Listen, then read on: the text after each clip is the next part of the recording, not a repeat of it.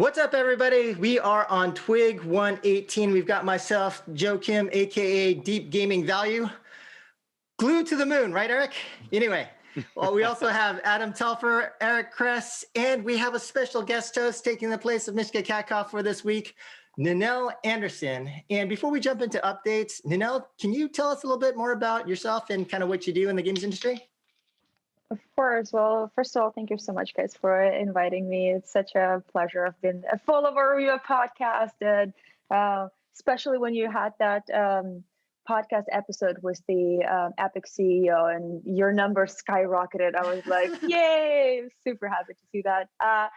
Myself, I've been in the gaming industry for over 10 years. I specialize in external development. I have a company called Devoted Studios here in Los Angeles. So we specialize in setting up production and making sure that the ship sails smoothly whenever the production goes forward. And we work with external partners like individual talent and studios throughout the whole world. This is kind of like in a nutshell of what we do. Right. Oh, yeah, you are from LA. That's where we met, right? Like it was one of those... those special E3, like some party at some dude's house, some fancy guy. Oh, my favorite ones. Right. Well, no parties anymore. Right. We live in a society where I can have a sneak peek in everyone's apartment and everyone's house and see who plays what toys and their childhood dreams and music posters and all of that stuff now. Right. So. Yeah. And Adam just got an upgrade on that side. But all right, jumping into updates. So first, Gamasutra reported that Rovio has quietly shut down Hatch, Rovio's mobile gaming streaming service, and apparently the service was shut down actually just via a banner on its website on December 31st of last year. Rovio owned 80% of Hatch and had been looking for other investors since 2019. By the way, I think I know exactly what to do with Hatch. So if anyone at Rovio wants to know, feel free to ping me, but it's not games. Adam and Eric, I know you guys want to throw in some hate here on Hatch. Yeah. I'm just going to throw hate on you. Hatch are good. Go ahead. I'm just going to throw hate on you because I read that comment. I was like, this is a podcast, Joe. What is the recommendation? You can't just be like, this is Joe recommendation, Eric, but come talk to me after the podcast. What's your recommendation for Hatch? Come on, let's be public about it. Yeah. Anyway, let's let's skip over. Because I know Eric's got some comments here. No, I mean, look, I've already talked so much smack about Hatch. It's a stupid idea from the get-go. Streaming makes no sense, and we're going to get to that in a moment. But streaming on mobile makes even less sense. But I don't know. I got a lot to say about the Google announcements later. So it all is the same idea. Is like this whole idea was dumb. So. I really like the idea of the latest attempts of Hatch, where it was like making it a kids-oriented service where the kids can get, content. And, let's be honest, I have quite a bit of friends that have kids and they spend a ton of money on buying games for them because parenting is hard. Parenting through pandemic is double hard. So it's a lot of content that is purchased for kids. And maybe if Hatch did this attempt a little earlier, that could work out. But that's, No, what was it? But is it like, but not streaming, right? Like if you're talking about a content sub for parents, right? Like even Apple Arcade could pivot more towards being a family-friendly content subscription. Okay. Yeah, that makes sense. That makes total sense. By the way, how much press is this bullshit arcade getting these days? Like, there's no evidence whatsoever that this thing is successful, but I just keep seeing it places. Like. I don't know. It just follows you around the internet. I think it's like one of those ad tracking. You've talked so much about Apple Arcade, it follows you around. And the thing is that they'll never cancel it. So I was probably wrong about that because it's all part of their overall like subscription services. So it's going to stay alive in some kind of respirator for like forever, and it's going to drive me insane. It's going to be like a telltale heart, like destroying me every day, like listening to this bullshit around Apple Arcade and these douchebags that are giving me a hard time because I think it's a dumb idea, right? All right, anyway, moving on. Moving on. So second update, Screen Rant is reporting that a UK-based study found that Epic Games is the most popular game brand in the world based on keyword searches. And just to be clear, when they say this is a study, it was basically just looking at volume off of Google Keyword Planner. So not exactly like a real study, but based on this so-called study, they found that the top 3 were number 1, Epic, number 2, Nintendo, and then 3, Gameloft. But I feel like with this kind of studies, I can be a professor now. Like just mastering Google, I can be a professor in any topic and just publish my, work online. right. Again, you know what the problem is? You got to stop reading Screen Rant, dude. Like, stop, right? Okay. By the way, I'm not going to Screen Rant in these places to look for this news. These are the trending news articles. Really? Yeah. Really? Wow. Okay, so Yeah. they have their Google search results going up high. Gameloft number 3? I don't know. That doesn't make any sense. All right. Next update, Amazon. So basically, another hit piece on Amazon. There's an article titled "Amazon Can Make Just About Anything Except a Good Video Game." Now, we were going to cover this, but we've covered this topic so often that we decided to just put this as an update. But I will have to say that there are some interesting points that were made in this article. So if you are interested in this topic, and from all the private Slack discussions and people sharing this article, I know people are still interested in this. I definitely think it's probably worth the read. But by the way, just to be clear, I am a super Jeff Bezos and Amazon fanboy, but reading this definitely makes me think that this is like there's something going on. This is not like Amazon. And certainly I think that games are different. It's not like e-commerce or even medicine or some of the other areas that they are going after, but definitely seems like their approach and even the way in which they generally operate is not applied to this effort. So yeah, I don't know. It's looking pretty bad. Basically, they suck, right? I mean, that's what you're trying to say. I think it's a leadership. No. I mean, we already talked about this ad nauseum. It's conflicting priorities. It's that they don't have a great engine. They have AWS, they have Twitch, and they have game studios, and they have Amazon Prime. All these guys have conflicting priorities that don't make sense and make it very, very, very, very, very, very challenging to make games. And I don't think they hired the wrong people. I think they hired some decent people too. Like, I just think that the environment's just not set up for this. So from what I've heard from folks that used to work there, not. I mean, again, I don't know these guys, but the word on the street is. I love. There was the part of the article which I actually did read at one point was that it was like, they hire all these people, pay them insane amounts of money. Yes, plus the Amazon stock has been up so much. So any stock that they got was worth gazillions, right? But there's no one pushing them to do shit, right? Yeah, so they're just sitting on their hands, right? Doing nothing for months. The people that left were bored. They're like, dude, I'm just farting around at work. I'm out of here. Anyway, all right, moving on. We'll try and turn things a little more positive. But, really?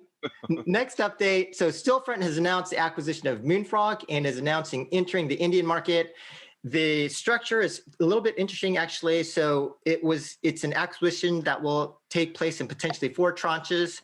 First, 91% of the company will be acquired for $90 million in US dollars. Then the remaining 9% of shares will be acquired in up to 3 additional tranches of purchases based upon it's all keyed off of different EBITDA multiple targets based on different dates. And the initial purchase price, according to the article, according to the announcement, is equivalent to about 6x multiple on EBITDA, which compared to valuations elsewhere actually sounds kind of not too bad. Anyway, congrats to Stillfront and welcome to my home country, India. Anyway, final update, more SPACs coming. Final update from me anyway. More SPACs coming. First, Play Studios will be going public via SPAC at a $1.1 billion valuation. And next, we have Nexters Global, the makers of Hero Wars, to SPAC at a $1.9 billion valuation. So congrats to those guys. Hey, if it's there, go grab that money. Dude. Do we congratulate SPACs? Is SPAC a thing we should congratulate? Hey, we congratulate the guys who are getting paid. So you know what this feels like? Is like when you go to a carnival, right? And you see one of those like big plastic rooms that are clear things, and they have money floating in the room, and you jump in there and you're like grabbing it, grabbing money. That's what all this shit happens. Like Play Studios, I just saw their forecast. It is ridiculous. It is absolutely absurd. I love these guys. These guys are amazing. We actually almost looked at acquiring these guys. They are amazing operators. They know what the fuck they're doing, but their projections are ridiculous. Like they literally grew below market growth last year, right? In the best year in social casino ever. Like social casino grew like 50% and these guys grew like 18. And now they're expecting to grow like double digits for next 2 years and 22% and be super profitable. This is all total bullshit, right? In my opinion. So I don't know anything about Nexters Global, but I just had a chance to look at Play Studios this morning. It is obscene, right? But go for it, man. Do it. Money. And then we see GameStop is down like a gazillion percent, right? It's going right back down to $5 because that's what it's fucking worth.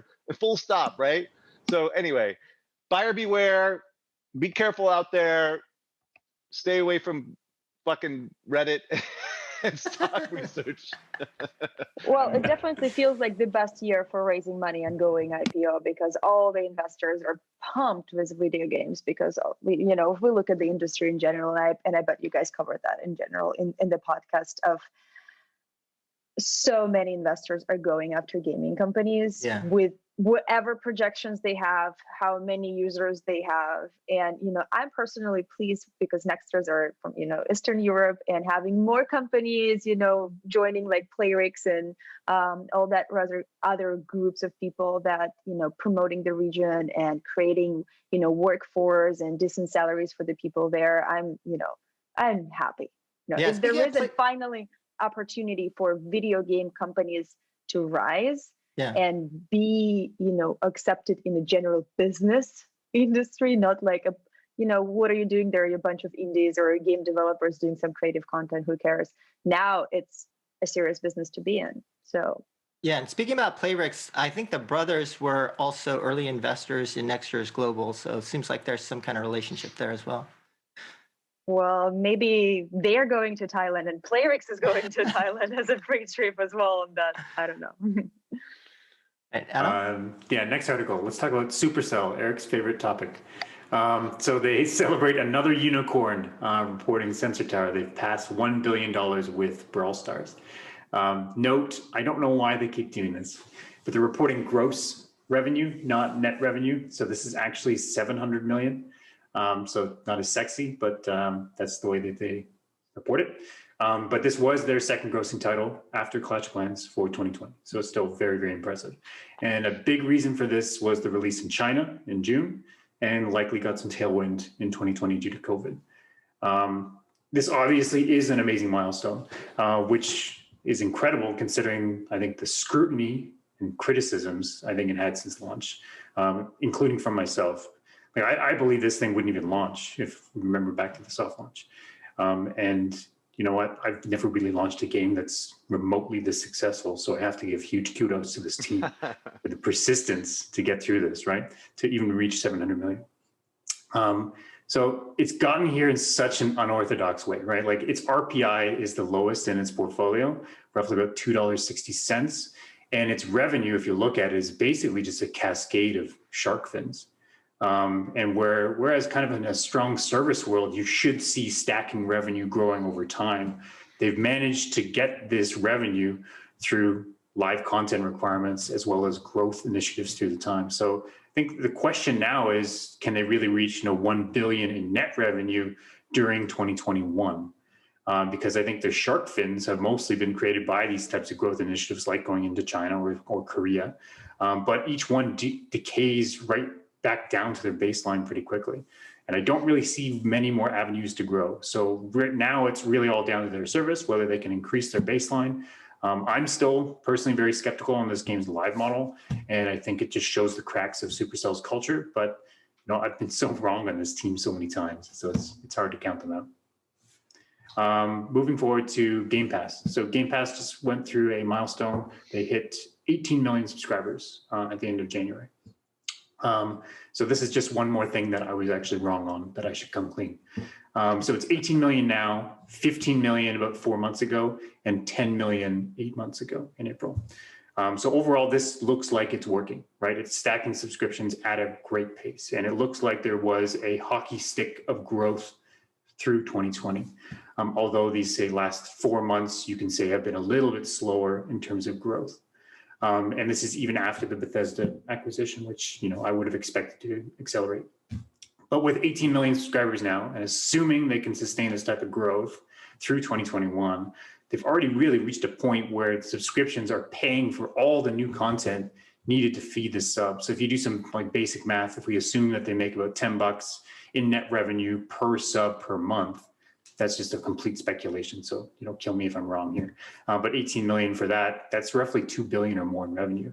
And of course that will grow, that subscription base should continue to grow. So 2 billion revenue, that is plenty of money to be feeding this subscription. So Elder Scrolls from Bethesda, throw that in there day one.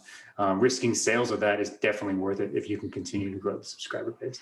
And I think Microsoft's strategy around focusing on, you know, Bethesda's content, as well as all of their shifting towards, say, Gen Z focused services, is all, you know, trending well towards building up this Game Pass. So that's kind of my notes on Game Pass. I'm personally waiting for Nintendo to skip the hardware, just launch their entire past catalog and future catalog as a content subscription. They've just been so damn slow. But anyway, Yeah, Nintendo actually had a really interesting letter from the president, and he basically outlined the exact thesis that I've been talking about with Nintendo, is that they are planning to do these type of content subscriptions. I mean, they weren't very specific, it was more general, but you're right. I mean, I think this is a no-brainer for them to build subscription services around their content. Again, the reason that Hatch and freaking Google Stadia and Ludia, or what the hell those things are, don't work is because there's no content, right? And so content is king for these type of subs. And I think that's why Microsoft is seeing so much success, is because they just have compelling content. And anyway, Nintendo should definitely follow suit. So we'll see if they execute against that in the next year or so. Yeah, So but what I do you think guys think? oh, go ahead. So what do you guys think? We're gonna totally move to a subscription model and no more buying standalone titles in like a couple years on Xbox? No, I don't think it's that cut and dry. I think, well, for Xbox content, yes, more or less, but I don't think it's that cut and dry, because I think it's game based, right? So people buy games on consoles because they want to play FIFA, they want to play Madden, they want to play Call of Duty. I don't think a subscription is going to be able to, you know, take care of all the needs and wants of the consumer per se, but it will be a big part of it, I think. Yeah. So this is great being on YouTube, because now I can watch Eric's cat in the background. I was wondering what that noise was. I was like, I thought there was something wrong with my mic. I had to move my cat twice already. So Oh no, let's let the cats free. Definitely going to be Free there. the cats. Yeah. I definitely think the subscription model can support just playing more games and trying more games, because like myself, I subscribe to the Sony Pass recently that gives a discount, and it has been 4 months and I'm forgetting to cancel it. So I'm like, whenever it goes through as a purchase, I'm like, oh, now I need to go and buy something because I already paid money. So I'm like halfway in. So I think that those tricky subscription models are making people buy more games and try more games, especially they have like, you know, I've seen that there's like the Sony has the with the pass, like 1 or 2 games that are coming free as well. So it gives a possibility to try new stuff that otherwise I wouldn't pay like $60 to try, or, you know, invest 10 hours or 20 hours at least of my time to, you know, to play around. But now I'm money in, so I have no other option to try it. We will see how these evolve over time. I'm waiting for Nintendo to come out with a subscription service on Microsoft. That's what I'm waiting for. I think that's definitely possible over the next couple of years, is they come out with some old catalog Nintendo product for, like, it's basically the HBO button, right, on Microsoft. So anyway, yeah, I think that's definitely possible. All right. Last article, mobile dev memo. So the article this week was Apple is not playing by their own IDFA rules. And Apple is now saying that the ATT, the app tracking transparency pop-up, will be rolling out in early spring. But Eric actually dug a little bit deeper on this and basically showed that the App Store's search API for Apple ads is actually giving advertisers more granularity than their own SK ad network in terms of the IDFA change. So, of course, right? Like, and I think I agree with Mobile Dev Memo's insight here that Apple's end game here is not just privacy. It's to take control of app discoverability and to advance its own ad network and regain control over app distribution. Diabolical, diabolical. These guys are fucking dirty birdies, dude. Let me tell you, Apple just not playing fair, man. This shit's not gonna fly, dude. Like even as a non-legal scholar, I can tell you that this is like not good shit right now. So we'll see what Facebook does. They're gonna sue the shit out of these motherfuckers, right? Anyway, Apple is dirty, just dirty. All right, moving on. And it was Eric Seifert that wrote this, not me. I don't write shit. Sorry, I meant the smarter Eric. I need to preface that every time. The smarter Eric. Yeah. Yeah, the much smarter person. Okay, Google Stadia. All right, here we go. All right, Google Stadia shuts down internal studios, surprising no one, right? Changing their big business focus. Okay, so basically, Google is canceling all of their games. Basically, all the games. They acquired that studio and for insane amounts of money, I'm sure. And now they're shutting that down. They're closing Montreal. They're closing the LA offices. I don't think any of these guys have released jack shit yet, of course. About 150 people are let go, and we are sad for that. And of course, Jade Raymond will be leaving Google as well. No surprise there. Google said they will continue to operate Stadia, but they will produce no internal titles. So basically, I think this is like end of days for Stadia at this point. This is like the beginning of the end, right? And they also have this one other quote that I want to say, which is making me feel very warm and fuzzy inside, because this is exactly what we called. We see an important opportunity to work with partners seeking a gaming solution, all built on Stadia's advanced technical infrastructure and platform tools. We believe that this is the best path to building Stadia into a long-term sustainable business that helps grow the industry. All right.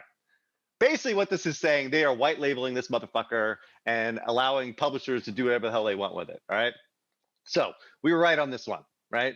Google saw the numbers, realized it was an absolute train wreck and a disaster, and they cut the funding, right? And they did it in far less time than I thought. I thought it'd be 2 years. Well, not far less time. I said 2 years. They did it in a year and a half. And despite all the promises they made to developers out there that they were going to build the next, fucking Microsoft and Sony platform, it's over, right? I mean, it's freaking over, right? And the acquisition of Typhoon Studios was an attempt to build up their infrastructure to support the platform, and of course, that didn't work out too well. These guys, as I said many times, these guys should have been hired 4 years ago to build content that was compelling for the platform, right? You cannot build a platform without fucking content, Steam, Xbox Live, PSN, Battle.net, Epic versus Ouya, Sega Saturn, 3DO, now Stadia, and of course Ludia is next, the Amazon, whatever. Is it called Ludia? I can't remember. No, anyway. it's not called It's Luna. It's Luna. Ludia is a very good mobile company. Exactly. Luna Who gives a fuck what it's called? It's going to fail, all right? So again, this is basically what we've been saying all along. Right?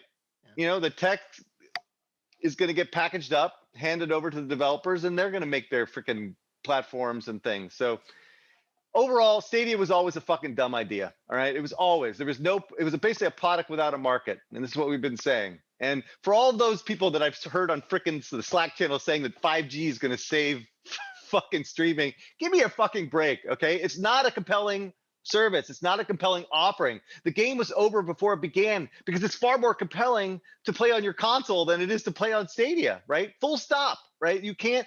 Every game is optimized around the experience of sitting in front of a 50-inch plasma, 60-inch plasma, playing on a controller, right? And that's the way it is. So the only way streaming could ever be successful, ever, is if a content is built specifically for streaming that can only be done on streaming. And that is not happening. Now that they've gotten rid of all development, it's over, right? It's over. There's no one making games specifically for streaming. They're just putting their content out there, right? And it's better on console. It's better on PC even, right? So anyway, streaming is done, right? In my opinion. fundamentally. I would love to hear some disagreement on this, and I'm sure I'm going to get some flack from this. What do you think, Adam? Yeah, I just feel terrible for everyone involved with Google on the development side in this whole thing, right? But this happened less than a year and a half after the whole console released, right? Like you want to assume that as a developer, you would go in there, you get hired on the promise of streaming, right? And you can see how people could get convinced to say, look, we're going to create streaming first content. In a way, they didn't create that content. But, like the market is moving into this place where you have games like DayZ, Tarkov, Minecraft, right? Where a persistent server where everybody's joining, hundreds of people could be joining. Streaming tech is actually built for that. And if they had just focused on building a killer game with that type of content at launch, maybe something could happen here, right? Again, but as I said earlier, like, they would have had to hire these people 4 years ago. I know. They Like, can't hire them like 1 year ago, right? Yeah. That's why that whole move made no sense. It was way too late for that. Yep. And they were set up to fail, right? There was no way that they could be successful, right? Yep. Unless the thing took off and people just embraced, streaming as the next messiah or something. But like, geez, it didn't happen, right? And so there's just no business for that, right? Anyway. no. Well, remember when Apple was coming out and the App Store was coming out? There was no apps, there was no games, and over the time the developers build up the content that supported the growth of the store itself. On the other hand, I'm like devastated. Well, like whenever I read the corporate news where people are laid off, that's the part that is the most heartbreaking for me, because the corporate decision affecting other people's life is definitely a hard one. What's funny, I actually really was thinking about the Apple thing too, because I'm like, well, what made this difference from that? Well, the thing with Apple, this is going to sound obvious, I think, is that like they have ubiquity, right? Like everyone has a mobile phone, right? And I remember when I was at sorry, just let me take a step back. When I was at EA, we were looking at the PSP, and I did this analysis for the board that basically said, look, the PSP is going to be a challenge because no one really wants to play games on a dedicated device out in public because it's not socially acceptable to do so. The only time you play games outside is when you're on a plane or you're on the shitter, right? And that's it, right? That was the use case for games on a handheld. So I just didn't think it would go beyond the enthusiast or children, right, at the time, right? So now I'm saying this, I sound like a fucking moron, right? Because Apple just completely went off the fucking rails and then doing extremely well. But at that time, that was the mentality of the user base, right? The 3DS was really successful with kids. It expanded the demo a little bit, but ultimately the PSP was really, really not well suited. And that's exactly what happened. The PSP was a disaster, right? It was really good out of the gate and then it just fell off a cliff, right? The tie ratios were terrible, et cetera. The use case was bad. So what am I trying to say? My point is that the Apple creating a handheld device that every single person has that's super capable is built for creating games for that platform, right? And so that's why the 95% of the revenue is being generated by like really low res type content out there, and it's just a great platform that everyone could have. And now it is socially acceptable to be out there on the fucking bus, out there on the trains, out there freaking sitting in front of your office building playing video games all day. Like that's like a socially acceptable. So I guess what I'm trying to bring this back to is that Google Stadia doesn't make sense because there is no use case for it, right? If anybody wants to play a console game, they have a console, right? And it's a much better experience and it's much more optimized for that. Stadia just solved no problem. It was a product without a market. All right. Well, Eric, I would probably disagree with you in the sense that I think that at some point in time, streaming makes sense. Is it right? Is it right now? Is it today? No. And to your point, Stadia, what they didn't realize is that they were competing as a console. So they needed content to compete as a console. But when we do think about like the special capabilities, right? Like they weren't competing on capability, because the capability that people talk about when they talk about Stadia is like, well, you can have 1,000-person battle royale game. Yeah, but that game doesn't exist. And you know what I'm saying? Like, so like they weren't, that was the problem, is that they thought they would compete on capability. They weren't. The cost model just doesn't make any sense today. And as a content player, they were completely, caught with their pants down on the content side, and they didn't realize what game that they were playing. So that was the sad part of it. But I do think at some point in time, the world will be streaming, and I would not be surprised if one of the people that that Google is talking to is Nintendo and trying to figure out a way of putting Nintendo games on Stadia. That would not be surprising to me. Yeah, but the problem, the precision of controls, particularly for something like Mario, would be really challenging on Stadia. But whatever. Anyway, moving on. Go ahead. In my opinion, the PSP failed actually. Mostly because it was so hard to get content on PSP, because I remember we were developing games for like mobile at that time, and you couldn't even dream of getting licensed and approved to doing PSP content. Even if you wanted to invest your own money, it would take months to get to the approval point, and then months in QA and approvals with PSP. So a lot of developers were discouraged not to even start doing it. Yeah, but plus the cost of goods sold were really expensive. Those little fucking DVD things were so expensive. Yep. And then there was Apple, where it's like you go, you sign up, and you release whatever you want, and then it flies. So I think the accessibility of PSP was one of the things. And on the Stadia, though, I actually thought that they're gonna right away with Cyberpunk, because all my Facebook feed was everyone who had Stadia was like, I have no problems running Cyberpunk on Stadia. I have no problems writing sub. I thought that they would turn in such a big PR for themselves and sell Stadia for the people who want to play Cyberpunk, and for the people who didn't want to wait when Sony going to get back on rails with the game on the PlayStation. And I'm actually surprised they didn't. Because I think they could attract so much more people. That was the best use case for Stadia so far. Yeah, but we saw nothing. But nothing happened from it. Yeah, but look, I mean, I actually, when I saw that, I was like, oh my god, this is a great use case for Stadia.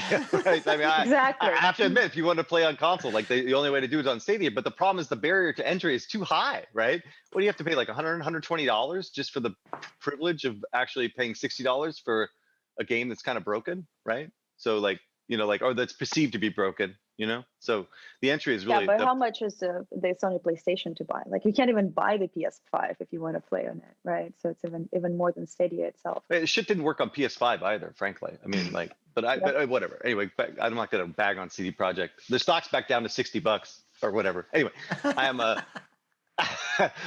dude, people are just holding out hope. Like, there's this analyst report that they were gonna sell more units in 2021 than they sold in 2020. I mean, these European guys have got to fucking pay attention to this business, right? It's like absolutely lunacy that there's no way they have some redemption on this game. The game is over. No one's talking about this shit no more, except for me, I guess.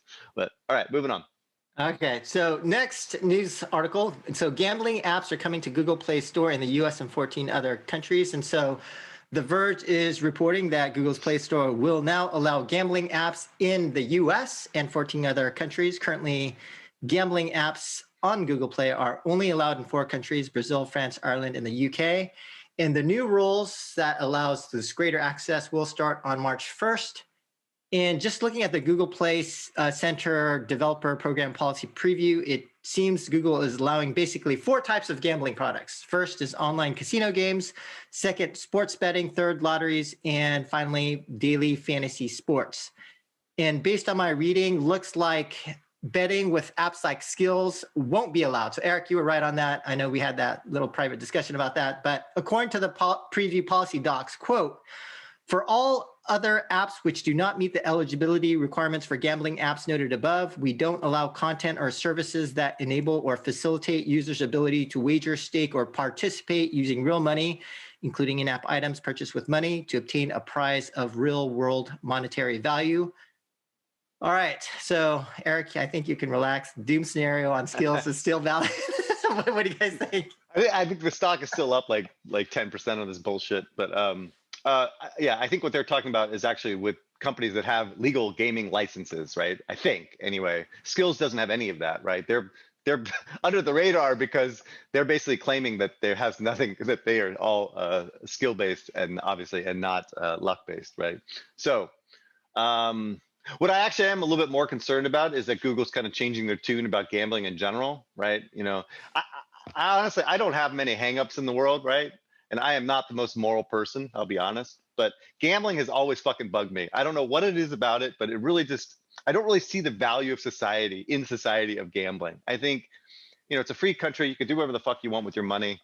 But gambling just bugs me for some reason. It's just a terrible element, right? I mean, you look at Vegas, you look at Reno, it's just gross, you know, to me. Anyway, that's to me, right?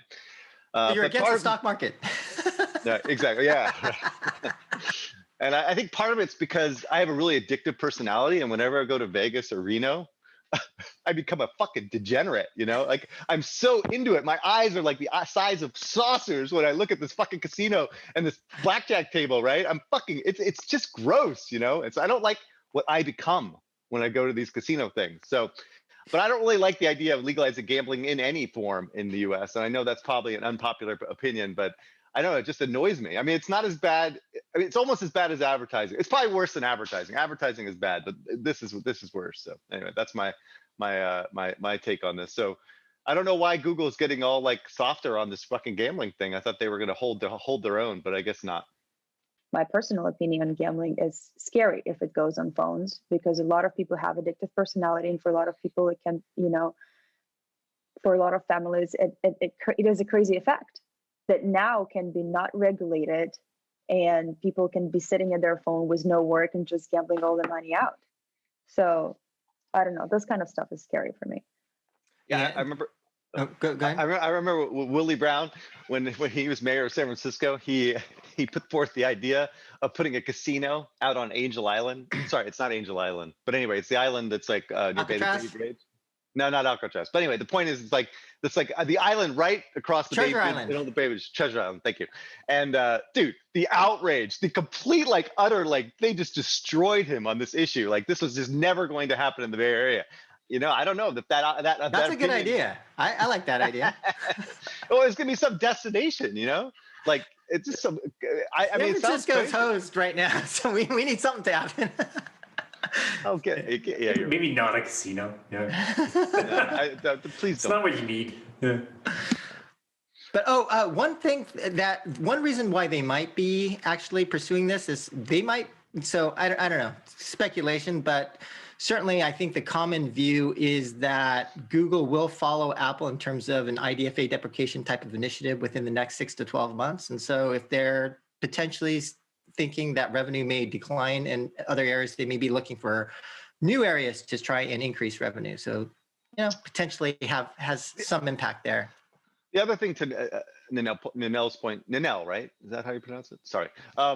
Is that they may be getting political pressure, right? Because not only is it gambling, I'm not as well versed in this, but I imagine that like lotteries and other gambling activities are going to be taxed, you know, and part of that revenue is probably going to be given to the government, right? Because with the licenses that they have, and so they may be able to be getting some pressure on that side, on the political side. So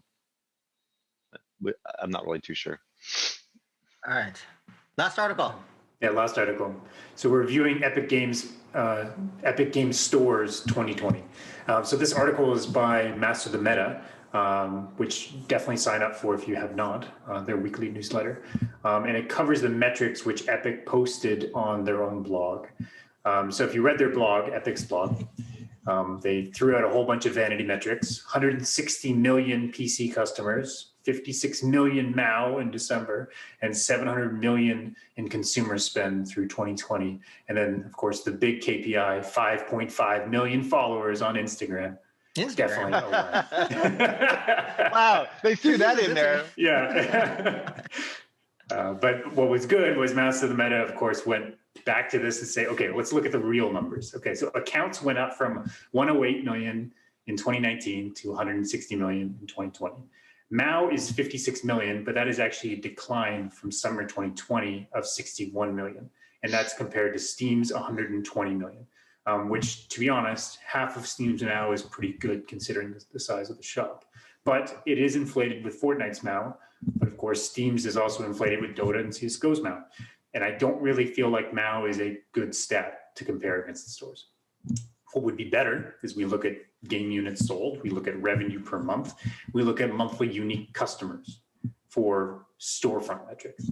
So if we look at the 700 million in consumer spend for 2020, we have to keep in mind that, okay, 680 million was for 2019. So that is a nominal increase in overall consumer spend versus 7.5 billion for Steam.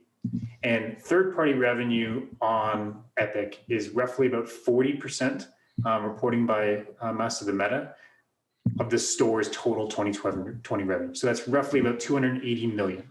So really what Master the Meta was reporting was that there's actually a drop of 30% year over year in terms of revenue per registered account, right? And I think this just kind of speaks to the inflation tactics to get those accounts or get those accounts and get that activity.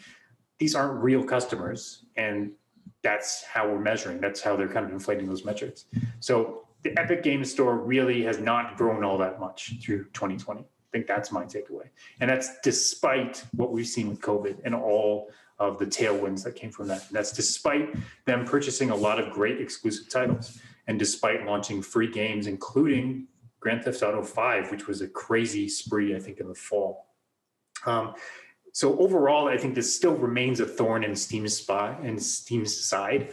And obviously they're taking key content away from that platform, but it just looks like the growth of the Epic Store is going to be extremely slow, and Epic is going to have to continue to pay for exclusives, continue to pay for these free games to slowly claw away that market share. It's not going to be a few years and then they'll be able to be on par. This is going to be a slow, drawn out pulling of audience. Eric? Yeah, I mean, I'm going to say this out loud, but given 2020's strength, wasn't these just absolutely terrible results? I mean, like the market was up huge last year, and they were basically flat, right? Bizarre. And then if you look at like $10 for MAU or $3 to $4 for every account, or $1 to $2 for third-party content over the year, it just doesn't seem like it's a very robust ecosystem. It seems like more of a launcher for Fortnite, right? Rather than a thriving ecosystem for discovery and commerce. Am I missing something here? Because it just seems like it's not really kind of hoping for that vision. Now, having said that, on the speculative side, like if they start building out their metaverse bullshit, right, and start building tools and technologies and exploration and discovery, et cetera, for games that are being built by the community, I mean, that could really like spice up this stuff pretty significantly, particularly on the activity level. But for now, it just doesn't seem like the commerce platform is very successful, or probably as successful as people may have thought. And like a lot of the numbers for last year, for instance, were driven by exclusives that they spent out of the nose for, right? For Division, all those other games that they brought in people. But it doesn't seem like a destination. I don't know. Yeah, I feel like there's some execution problems here in terms of like we see the pure focus and dedication to the customer and to the player in Fortnite. It's been a while since I looked at the Epic Store, but I think it's strategically important for Epic. And if I were to bet longer term on who wins, is it going to be Epic or is it going to be Steam? I gotta bet on Epic, but there's some political thing, or they have to think, what is this? Is this really a store? Then stop pushing the engine, like really try to understand what their customer wants. But I don't see the maniacal focus on the customer and the player for a store as I see on Fortnite. They need to do that.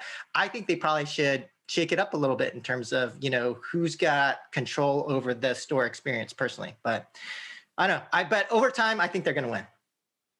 So do you guys think it's not driving enough user base to the store? Like, what's not working there? Why the users are not coming if the content is great? Because, as we see, most of the players come after content. Well, this is like, for lack of repeating myself a gazillion times, but like, it was like the example of EA's Origin. Right, EA's Origin back in the day was like their way of getting off of Steam and kind of controlling their own fate and also controlling the relationship with their customer, right? And so what ended up happening, they have The Sims and Battlefield came and they did extremely well, and they got a lot of people to come and download the game directly, and that was great, right? And that they got all the margin and whatever. But in terms of building like a social ecosystem, they had like 0.5 friends per per customer because no one was using it as a network or socially or for discovery. They were just using it as a downloader, right? And so that's not the kind of promise. You know, things like Battle.net and Steam have much more social features that are bringing in communities and fostering discovery and new stuff. And so, I mean, I think that's like kind of I think the metric that they were hoping for is to build that type of community outside of just being a frickin' a launcher for Fortnite, right? That makes sense. I totally check in on my little brother of how many hours he plays in Dota on his activity on Steam. So. Yeah. All right, is that it? I think that is it.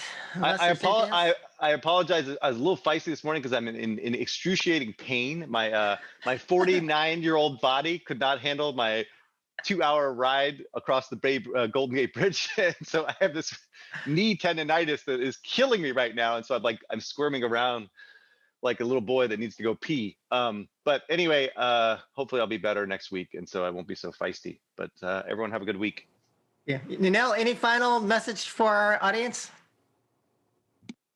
No, it was such a pleasure being with you here today. I had a lot of fun. I learned a lot, and I hope a lot other people who are going to be listening to it gonna get some very interesting insight as well. Thank you so much for inviting me. Great. All right. Thanks. That's it, everybody. Bye. Bye, guys.